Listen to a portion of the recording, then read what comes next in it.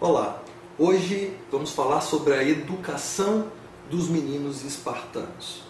Como se sabe, Esparta era a mais militarista das cidades da Grécia e alguns historiadores dizem que era a cidade mais militarista de toda a antiguidade. Esparta é uma verdadeira lenda, até hoje falando sobre os seus grandes feitos militares. Dario, imperador da Pérsia, disse certa vez, segundo a crônica histórica, que com seus imensos exércitos ousaria atacar quaisquer povos do Ocidente, exceto os lacedemônios. Lacedemônio era o outro nome dado ao espartano. Lacedemônia era outro nome dado a Esparta.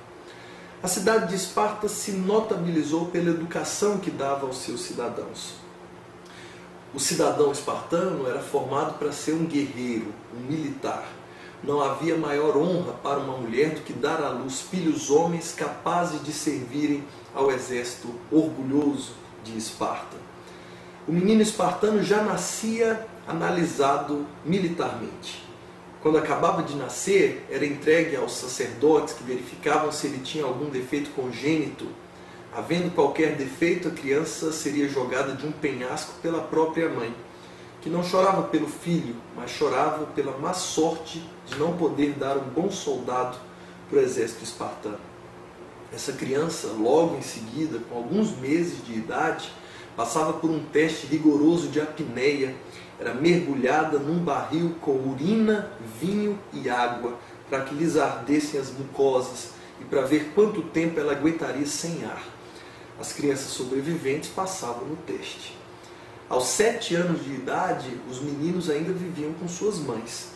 Mas nesse momento, o exército retirava as crianças das mães e levava as crianças para o quartel. As meninas permaneceriam vivendo em família, também teriam uma educação militar, mas o mais rigoroso era o tratamento dado aos meninos. Os meninos viveriam dos 7 aos 12 anos em regime de internato em Esparta. Nesse período, aprendiam a caçar, pescar, cozinhar, aprendiam artes marciais, salto, corrida. Esses garotos eram treinados para sofrerem as agruras de uma guerra, para sofrerem com todas as dificuldades do combate. Também aprendiam a ficar em silêncio, era uma tradição espartana. O homem espartano era chamado de lacônico, porque respondia a tudo com sim ou não, falava muito pouco.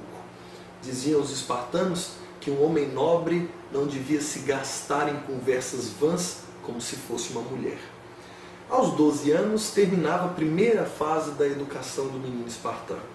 Ele então perdia suas roupas e perdia toda a segurança. Era enviado para os arredores da cidade de Esparta para viver sozinho, completamente nu, dos 12 aos 18 anos.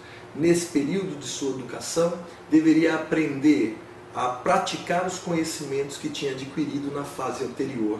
Teria de se alimentar sozinho, teria de matar animais e retirar-lhes a pele para se cobrir por causa do frio, e só poderia receber ajuda de outros rapazes na mesma faixa etária que também vivessem essa mesma situação. Não poderiam ser ajudados por pessoas adultas.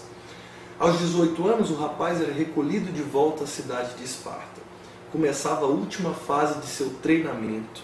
Dos 18 aos 30, o espartano era considerado um subcidadão. Nesse momento, permaneceria seminu, prestando serviços à cidade, continuava o seu treinamento militar, não vestia roupas para aprender a suportar o frio, comia muito pouco e por um motivo prosaico.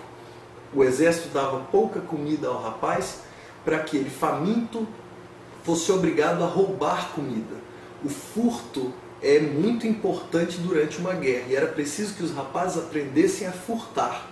Então forçavam eles a furtarem comida porque estavam com muita fome. Mas não aliviavam não. Se o rapaz fosse pego furtando, apanhava, era chicoteado em público, porque se é para roubar, rouba direito. Não é? Então, a educação muito rigorosa. Também nesse período, dos 18 aos 30 anos, o rapaz espartano podia sofrer ataques injustos de qualquer homem espartano maior de 30 anos. Esses ataques eram para que o rapaz aprendesse a respeitar os mais velhos. Ele não podia revidar o ataque de um homem maior de 30 anos. Nessa fase da vida também, o rapaz espartano aprendia a brigar. E para isso usava como saco de pancada os escravos da cidade, que eram chamados de ilotas. Esses escravos estavam trabalhando e de repente chegava o rapaz e atacava eles, né? E aí saíam brigando ali até que um deles ganhasse. Geralmente o rapaz espartano, mais bem treinado, vencia a briga. Às vezes um escravo conseguia vencer o menino, o rapaz espartano. E esse escravo recebia então alguns dias de folga como prêmio por ter vencido um jovem guerreiro espartano. Aos 30 anos a vida do rapaz mudava. Aos 30 se tornava um cidadão. Participava do Conselho dos Cidadãos em Esparta, chamado de Ápela. Aos 30 também, esse rapaz ganhava o direito de ser chamado guerreiro hoplita, um membro do exército espartano. Também recebia suas terras, recebia recursos para sobreviver, já que em Esparta a propriedade era coletiva, não havia propriedade privada na cidade. Recebia também alguns escravos ilotas para prestarem serviço a ele e também ganhava o maior dos prêmios. Aos 30 anos ele recebia o direito de se casar. O casamento era algo bastante interessante e peculiar. Ele tinha que fugir do quartel escondido, raptar uma noiva, levá-la para o mato, engravidá-la e só quando voltasse com a mulher grávida seria considerado um cidadão pleno e casado. Caso isso não acontecesse, ele não era considerado um homem casado, deveria voltar para o quartel e lá permanecer como homem estéril.